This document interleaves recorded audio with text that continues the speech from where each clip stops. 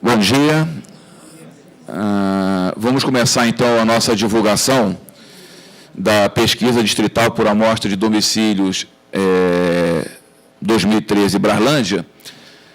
Estamos aqui, né, com o Jussânio e com a Iracina Mesa. Eu queria chamar a Leilane, que está aqui representando o administrador de Brarlândia, o Bolivar, que não pôde comparecer, problema de saúde na família, né? Ele teve que viajar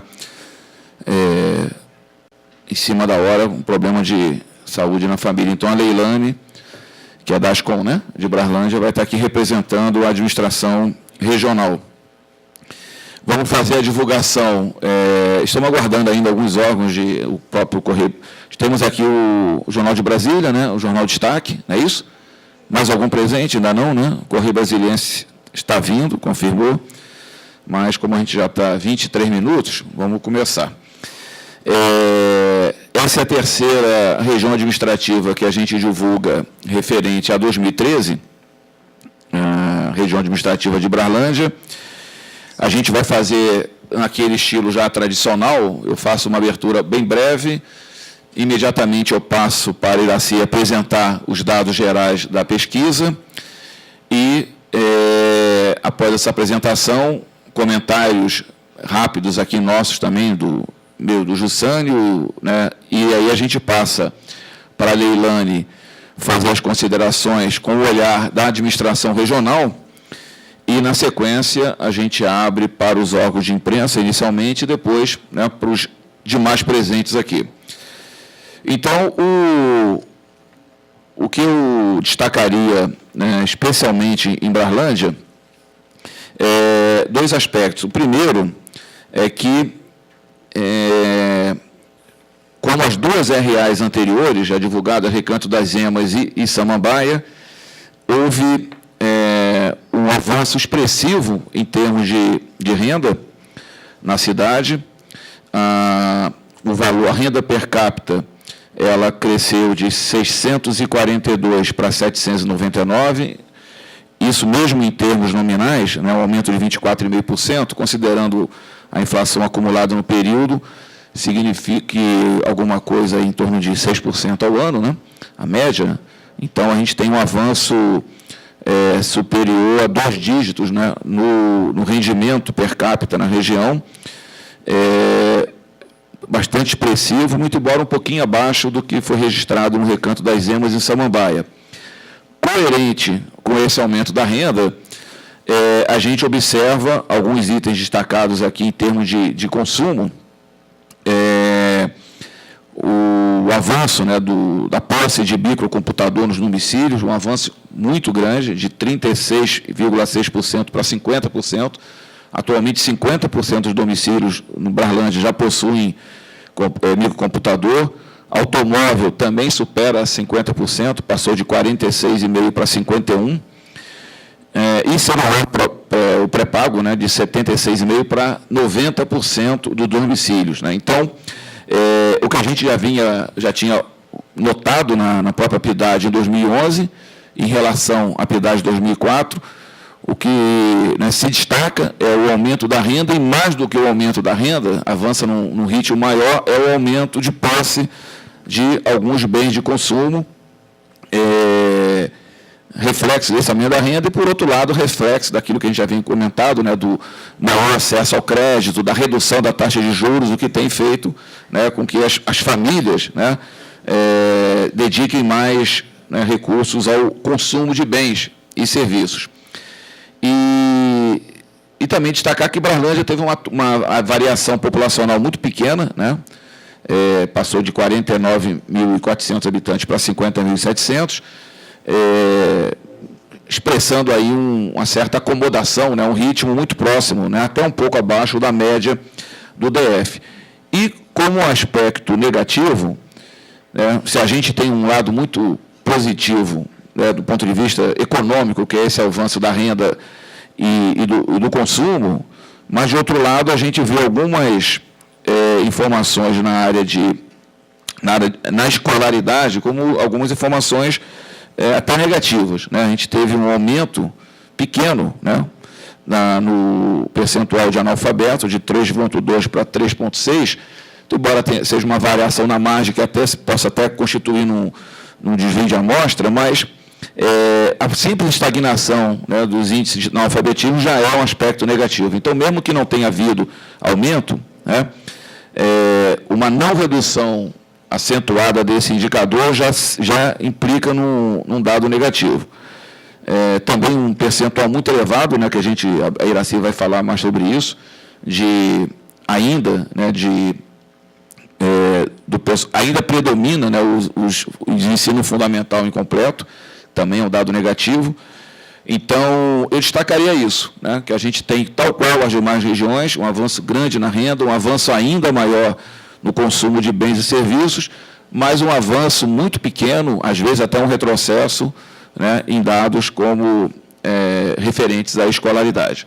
Eu fico por aqui, e aí a Iracy vai apresentar os dados de uma forma mais detalhada e a gente volta ao final para comentá-los. Iracy.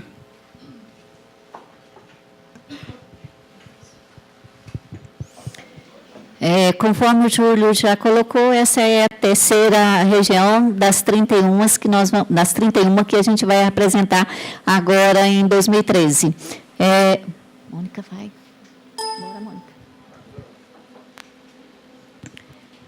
A população estimada foi de 50.728 habitantes, lembrando que aí é a população urbana, e não trabalhamos na PIDAD com a área rural. E aí tem uma questão que precisa ficar esclarecida, porque nem sempre o que é definido como rural e urbano é o mesmo para todos os órgãos.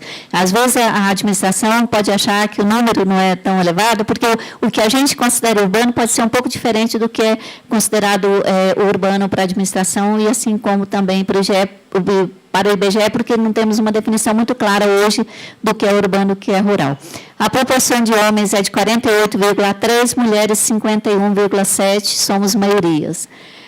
Proporção de idosos 11,96% e população de 0 a 14, 23,27%.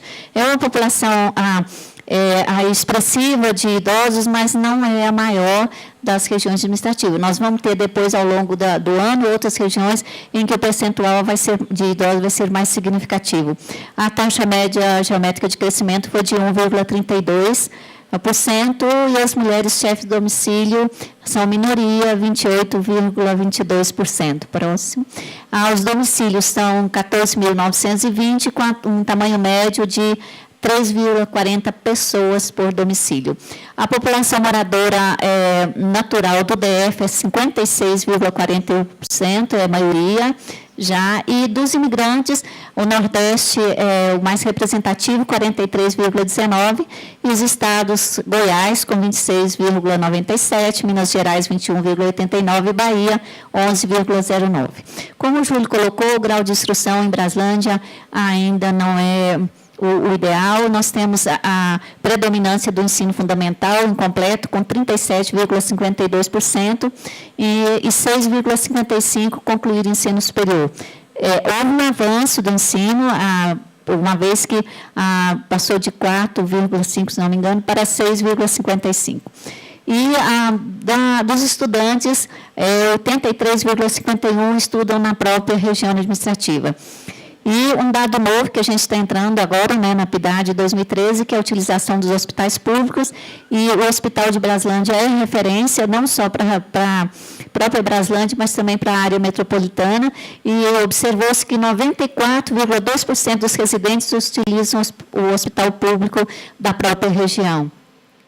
A ocupação predominante na população moradora de Braslândia são os serviços, 83,28%, sendo 31,18% nos serviços gerais, 21,7% no comércio, 3,9% na administração pública. A construção civil responde por 8%. E aí um dado muito interessante, que o Júlio ainda não colocou, é que Braslândia ela oferece um número muito expressivo de postos de trabalho. E aí passou, eram 45 postos, se não me engano, 45% dos postos de trabalho da população era a própria Braslândia, e passou para 52,45%. É um número muito expressivo. Quando você vê, lá em Braslândia, mostra-se uma descentralização, que as pessoas trabalham muito na própria RA. E aí tem a questão da distância. A distância impede que as pessoas venham para cá, faz com que elas trabalhem principalmente na própria RA, e como o que predomina é o serviço, então se observa que os serviços estão sendo executados na própria região. Em segundo lugar, vem 23,47% em Brasília e Taguatinga 4,88%, que para a gente é surpresa, dada a proximidade que tem de Taguatinga, Ceilândia, a gente esperava que houvesse um número mais expressivo de postos da população trabalhando nessas regiões, mas se mostra que em segundo lugar vem Brasília. Braslândia oferece também a parte de compra para a própria região, alimentação. 92% dos domicílios fazem suas compras de alimentação na própria região, assim como serviços pessoais, serviços em geral, eletrodoméstico, roupas e calçados, tudo acima de 80%, e em alguns casos até quase a universalização, com o caso de alimentação e serviços pessoais, que chega a 92% e 94%, respectivamente. Cultura e lazer vem com 78%. E aí, em segundo lugar, aí a gente vê Taguatinga representando a parte de cultura e também das compras de roupas e calçados. Ou seja, a população, para trabalho, ela se desloca, não sendo em Braslândia, ela se desloca para Brasília, mas para fazer compras de roupa e sapato e compras de cultura, cinema, etc., vão para Taguatinga. Próximo. Os domicílios próprios representam 69%, os alugados 20%.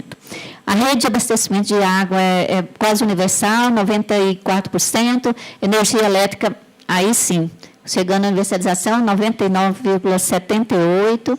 Esgotamento sanitário, rede geral, 87,78%. Ainda temos a presença da fossa séptica significativa, 12,22%, em algumas áreas da região. O serviço de coleta de lixo é bom também, 97,78%. Vemos um problema aqui, a gente faz uma pergunta no questionário se a família tem algum problema nas cercanias do domicílio. E o que mais apareceu foi a questão do entulho. Aí embaixo, talvez não esteja dando para ver, né, porque fica embaixo, 21,1% dos domicílios informaram que tem entulho perto das suas residências.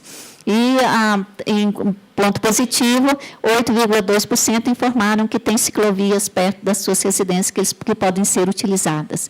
Próxima, renda domiciliar, como o Júlio já falou, de 2.687, parando a 3,96 salários mínimos. E a renda domiciliar per capita, R$ 799, 1,18 salários mínimos.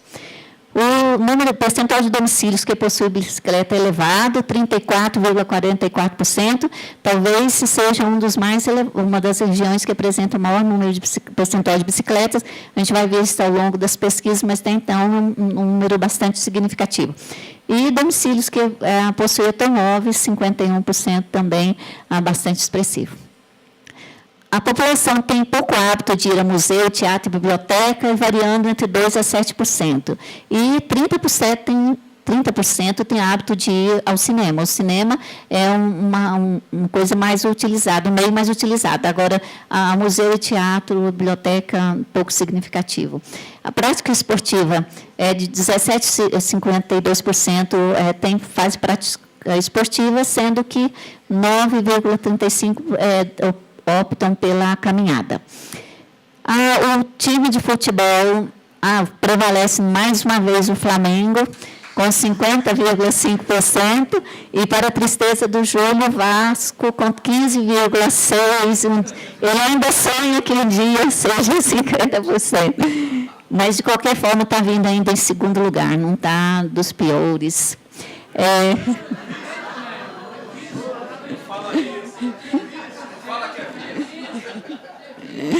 Vice.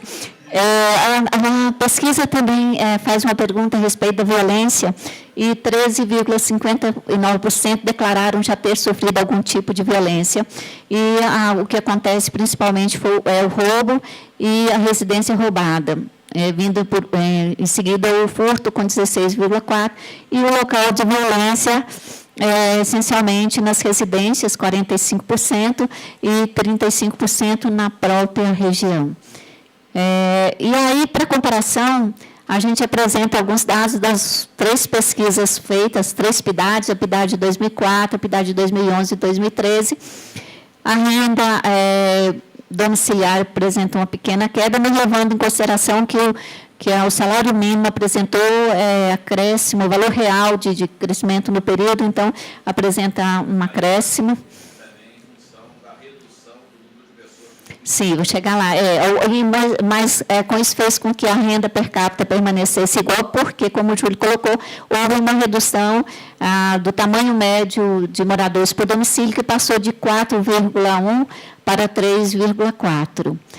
O percentual de analfabetos subiu, como o Júlio já colocou,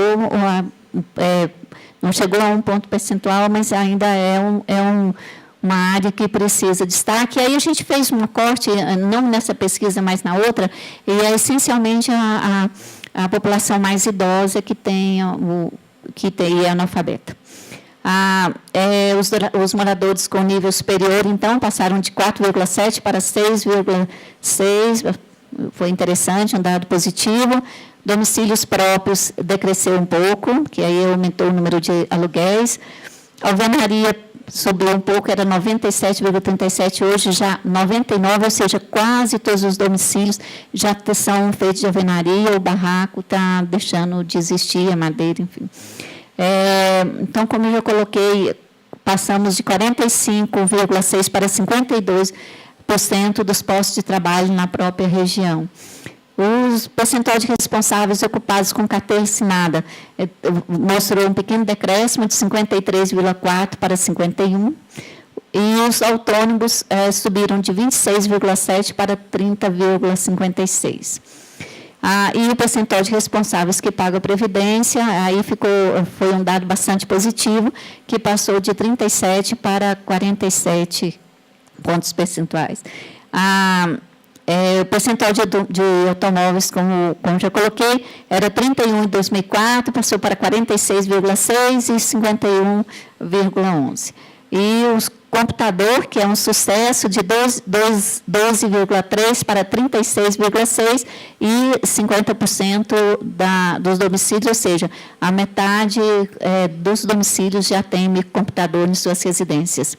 E o índice de Gini passou de 0,503 em 2004 para 0,444, denotando uma melhor distribuição de renda. Enfim, é isso que o dados mostrou, que a pesquisa está mostrando. Esses são os principais dados, conforme eu já informei em outras ocasiões. A gente tem uma base que pode gerar outras informações, caso a administração precise de alguns recortes de faixa etária, ensino de graduação, a gente pode fazer esse recorte. A turminha aí do núcleo de estatística, o Alisson Amília, pode fazer outros tipos de recorte. Esses são os dados principais que são apresentados. Obrigada.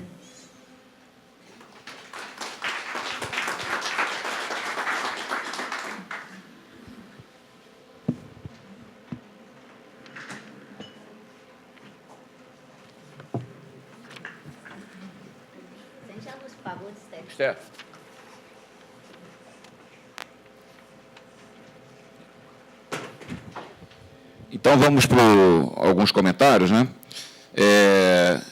Eu vou passar já direto para o Jussânio, que eu já fiz algumas observações, né? E depois a gente passa para o representante aqui da administração. Bom dia a todos e a todas. Uma satisfação estar divulgando aí mais um resultado da pesquisa por amostragem de domicílios em Braslândia, e lamentar aí a ausência, por motivo de força maior aí do administrador. Sempre bom e importante a gente, nessas divulgações, contar com a presença dos administradores. Braslândia, para quem conhece, é uma das regiões administrativas que tem aquela característica de região interiorana, né, de município do interior, uma RA que tem uma vocação, vamos dizer assim, um potencial vocacionado na agropecuária. E, olhando os resultados aqui da pesquisa, tem algumas, principalmente quando se faz a comparação com a PIDAD anterior, alguns números chamam a atenção. E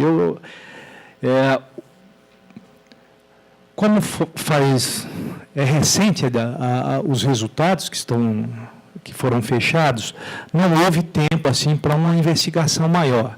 Então, algumas coisas que eu vou falar aqui são inferências que eu vou jogar e vai ser objeto até de uma análise mais aprofundada. A gente tem aqui o professor Aldo Paviani, que acho que vai nos ajudar também a entender algumas coisas que os indicadores estão apontando.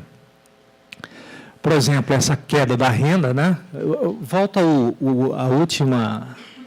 último quadro. A queda da renda, a queda do número... Tem queda não, a queda da renda per capita. Da renda per capita, né? Não, ela aumentou. A domiciliar que caiu, a domiciliar. a redução do domicílio. E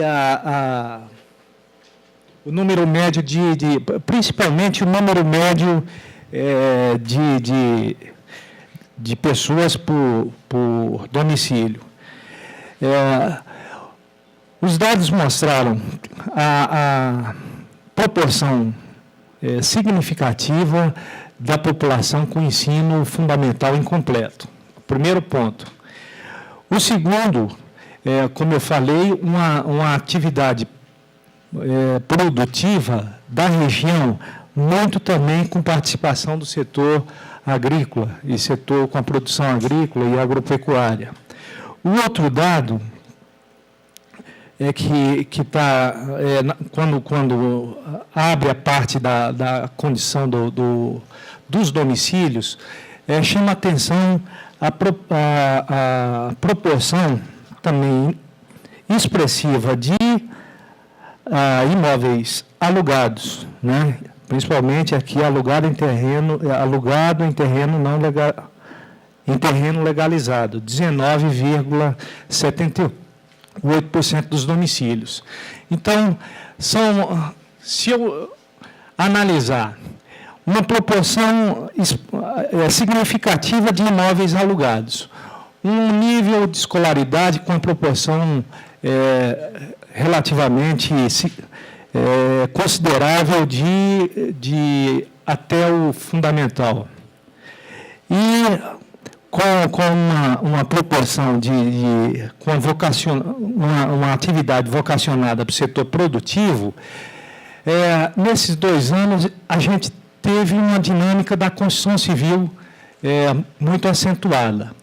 Então, eu acho que, aí, professor, a gente pode ter uma parcela da população aí que tem uma mobilidade motivada por oportunidade de trabalho, que sai de Brasilândia, talvez uma cidade também, a questão do transporte, ela tem um peso significativo, a distância, e tudo isso me parece que sinaliza para uma mobilidade dessa população que explica um pouco, em tão pouco tempo, de 2011 para 2013, mudanças nessa comparação, nessa dinâmica desses indicadores.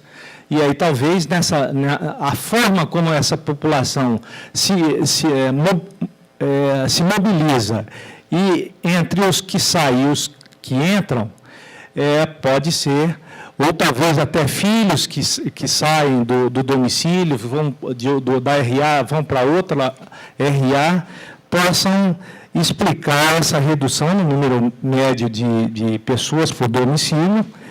E essa questão também, quando a Iraci fala aqui na questão do índice de Gini, né, que melhorou, mas se numa situação de renda domiciliar de 4,48 para 3,96, ela melhora, ou seja, ela iguala para baixo, né? Ela melhora, se torna menos desigual com a renda domiciliar com uma redução.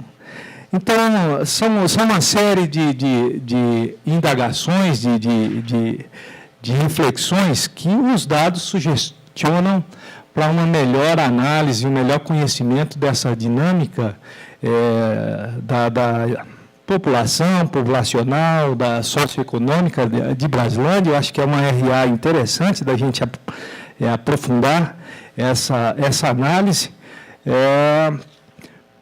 até por conta das opções que, em termos de políticas públicas, em termos de política de dinamização, de fixação da população, de melhoria desses indicadores com relação à propriedade, à condição do domicílio, que eu considero tem 10,89% alugado cedido e 19,78% alugado em terreno legalizado, ou seja, é uma proporção expressiva de domicílios que não estão efetivamente na condição de próprio morador habitando esses domicílios.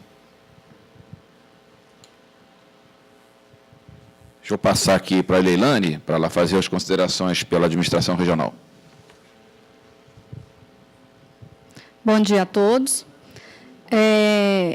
Questão da renda nos surpreendeu bastante com esse aumento, né, da renda da nossa cidade, que tem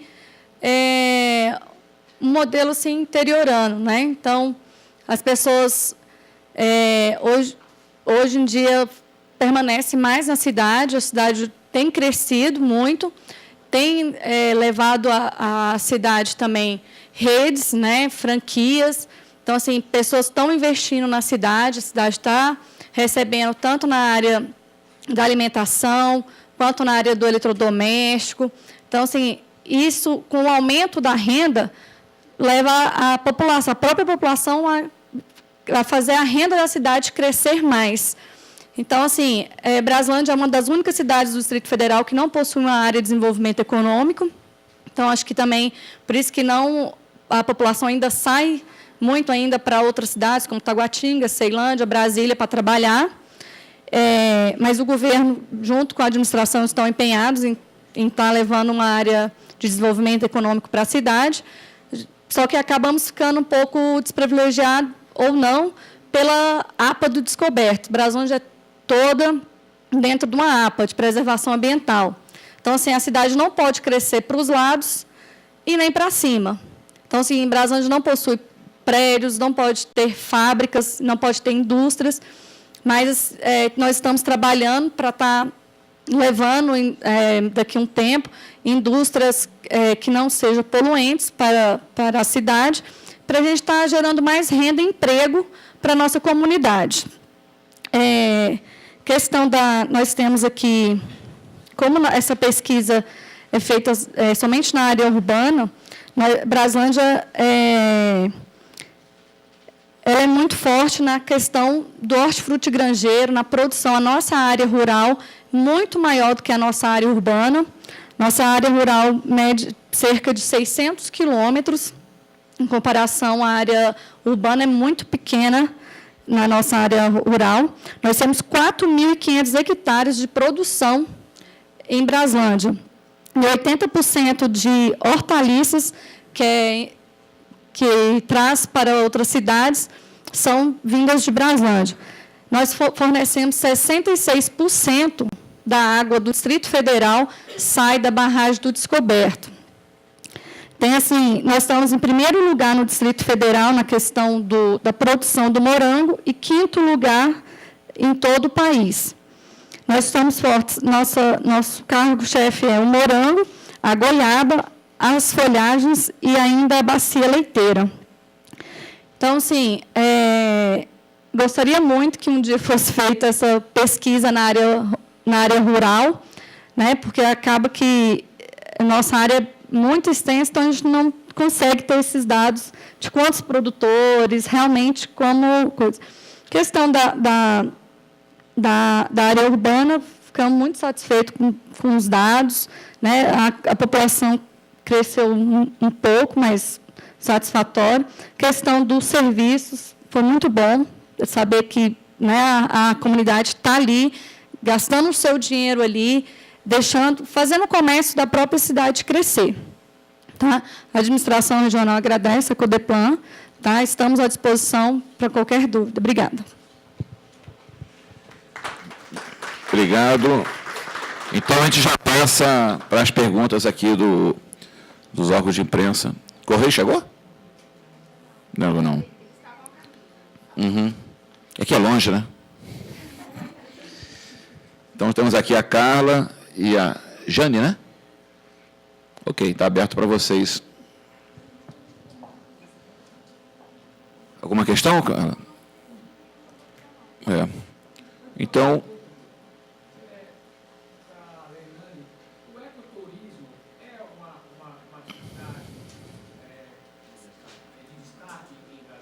Sim. E vocês têm, assim, projetos, têm procurado canalizar essa atividade como uma atividade que possa gerar renda, gerar capacitação, etc., para a comunidade?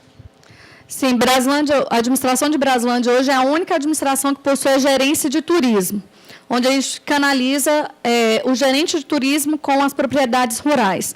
Nós temos cadastrado hoje 30 propriedades rurais, que envolve o turismo rural, o turismo religioso, o turismo de aventura. Sempre estamos em contato com a Secretaria de Turismo e levamos curso para lá. Então, assim, hoje a gente tem um curso de guia de turismo, de hotelaria, recepcionista em meio de hospedagem, através da parceria com o SENAC. E também estamos agora começou na sexta-feira um curso de guia de turismo, onde a nossa gerência de turismo está acho que em média 30 alunos, eles vão para as propriedades rurais, nós fizemos um levantamento de todas as propriedades, junto com os alunos de turismo da Facitec. Então, assim, o Governo do Distrito Federal e a Administração Regional estão empenhados, trabalhando para fortalecer o turismo na cidade. Deixa eu fazer só um esclarecimento, acho que é importante para não ficar confuso, a questão da renda. O que aconteceu? Vocês vão observar que a renda em termos nominais cresceu 24%, mas em salários mínimos a renda domiciliar decresceu e em salários mínimos a renda per capita se manteve. Aí tem dois fenômenos que aconteceram. Um que é o geral, né? É que, como houve uma valorização do salário mínimo, a renda, né, ela se mantendo, mesmo estável em salário mínimo, ela significa um crescimento real, porque a política do governo, né, é de dar a inflação mais a variação do PIB. Né? Não podemos esquecer que teve um impacto importante lá atrás, né, com a questão de um aumento grande no salário mínimo, se não me engano, na ordem de 15%, quando teve aquele crescimento de 7,5% do PIB. Então, a estabilidade em termos de salário mínimo, ela significa crescimento em termos reais, porque incorpora, né, o crescimento da economia como um todo. E no caso de Braslândia, por que aconteceu uma queda no rendimento domiciliar em salários mínimos? Porque houve uma redução grande do número de pessoas por domicílio, né? Provavelmente aí, né, a fragmentação familiar, né, formação de novas famílias, né? Então tende a ter uma queda, é uma tendência, né, de todas as regiões, só que em Braslândia isso foi muito acentuado. E aí gerou essa situação aparentemente contraditória, né, de redução da renda familiar, mas, na verdade, ela foi em função dessa redução drástica no número de pessoas por domicílio. Está aberto.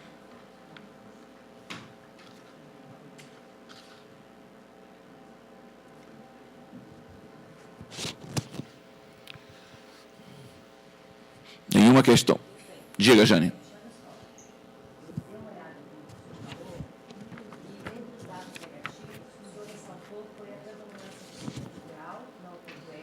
Não, o fundamental incompleto. E a falta de cultura na cidade, do hábito de teatro, museu. Eu queria saber o seguinte, essa pesquisa, quando chega a esses resultados,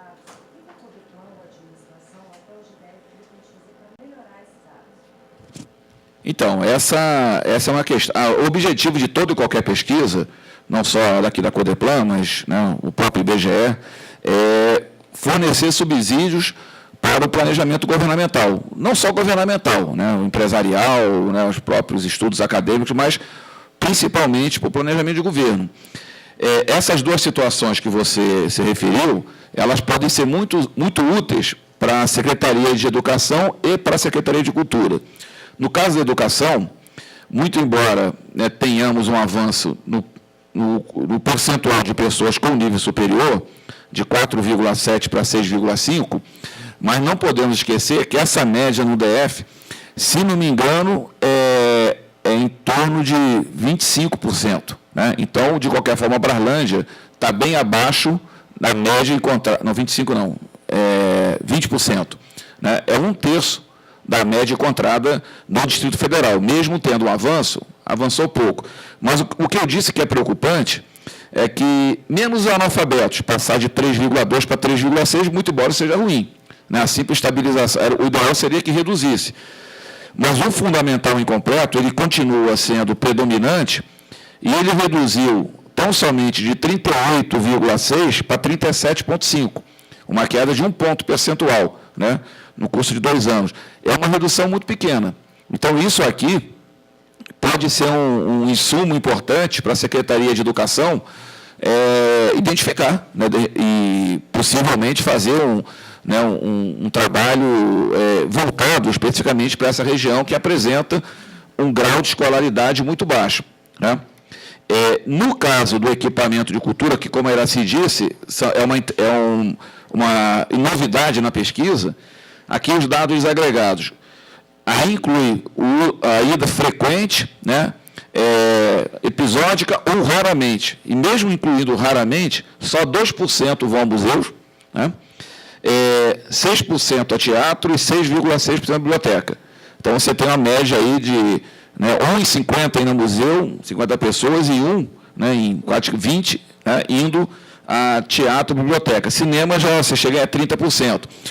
O que remete, né, à necessidade de um trabalho da Secretaria de Cultura, talvez oferecendo oportunidades, né, de acesso a esses equipamentos na própria região, né, ou facilitando a presença da população em outras atividades. A gente sabe que isso aí está muito concentrado ainda no plano piloto, né, e naquelas regiões mais próximas, né, os lagos e um pouco Taguatinga.